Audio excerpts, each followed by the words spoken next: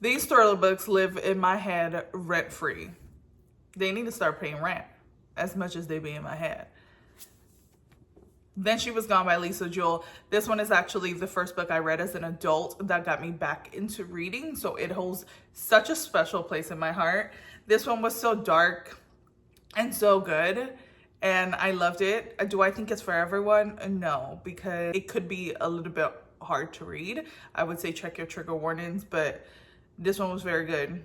Mom loses her daughter and it goes unsolved, and then 10 years later she starts dating a man whose daughter looks just like her missing daughter.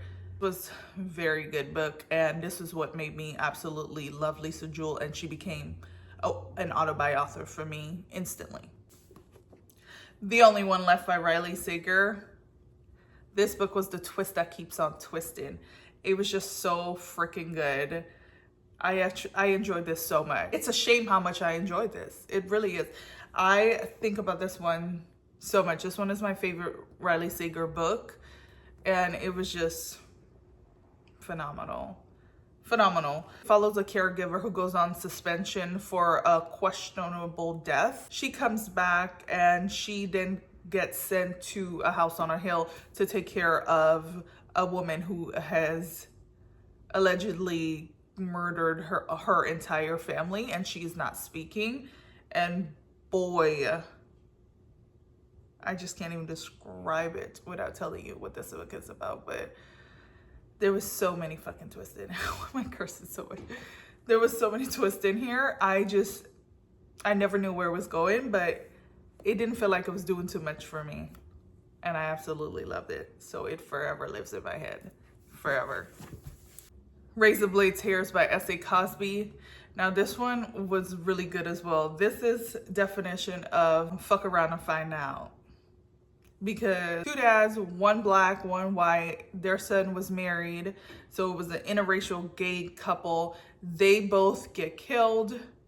And so their dads, who are both ex-cons, I believe, or at least one of them is, I forgot, come together to like find out what happened to their son and avenge their death. And it was just so good and so action-packed. S.A. Cosby writes some really action-packed thrillers, and this one forever lives in my head because the representation in here was great and it was just written well. The Housemaid by Frida McFadden. This one was my first Frida book, and it got me kickstarted on her catalog. I just didn't see where it was going because I was screaming for her to get the fuck out of that house. Like literally. The wife was batshit crazy, and she was manipulating that girl because she had her thinking she was crazy. I was like, get out of there. Get out of there. And she would not leave because she wanted this job. Understandable. Then it took a turn, and I was like, ooh.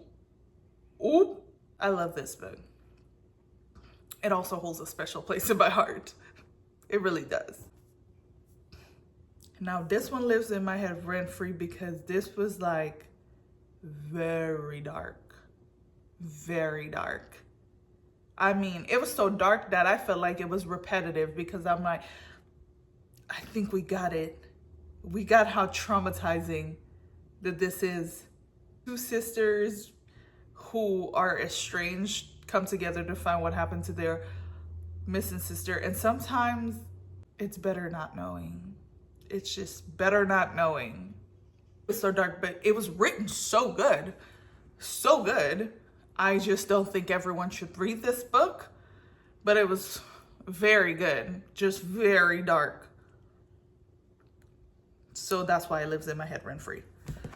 This book, I feel like it's so underrated. I don't see it a lot, but it was so good. 5-year-old boy dies in a hit and run, and the woman leaves town to escape it because she keeps having nightmares of his death. And when I tell you, I did not see the twist in here, and although it happened like halfway through, maybe I'm slow, but I just didn't see it. And so it was so good and written so well, and I was like, what the fuck's about to happen? I could not put this book down. I didn't. I mean, I did put it down to eat and sleep, but other than that, I could not put it down. I loved it. Now this next one lives in my head rent-free, but not for the reasons you think. And that is The Silent Patient by Alex Michaelides. This book was very boring in the beginning, but the plot twist at the end, I was like, oh no, I couldn't have came up with that in a million years. Like, I just wouldn't have thought of that. I would have never guessed it. And I don't think anyone who's read it has guessed it. So that's part of why it lives in my head rent-free, but also the fact that people love it so much. I think about it because I'm like, what was I not getting? Because I was struggling through this book. It was so boring.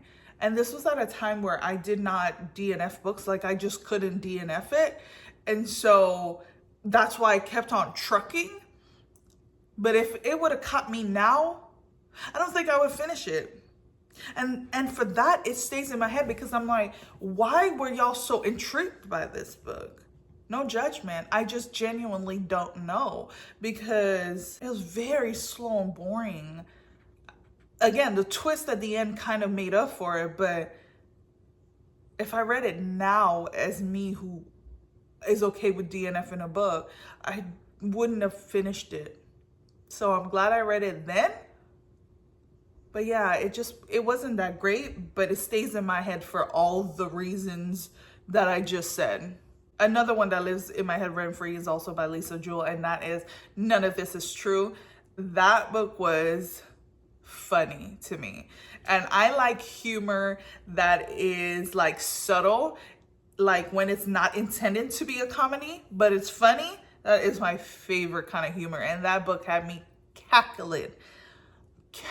That book was so good and so funny. I mean, the main characters in there were so stupid. I was like, bitch. But it was so good, and it lives in my head rent-free. I don't talk about it enough, and that's literally only because I don't have a physical copy of it, so I forget it when I'm like thinking of books. But it was so stinking good. Me and my sister talk about it all the time because we both read it and we both absolutely devoured it. And now she has her boyfriend reading it. That's how much we loved it. It was so good. And so for that, it stays in my head. I absolutely love Lisa Jewell. So her books they will forever have a space in this dome. For real. But those are some of the books that live in my head rent-free. Let me know if you have any that you think about all the time.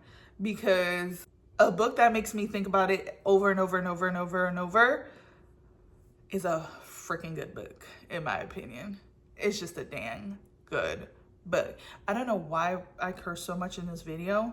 My husband said it's because I curse a lot. I do curse a lot.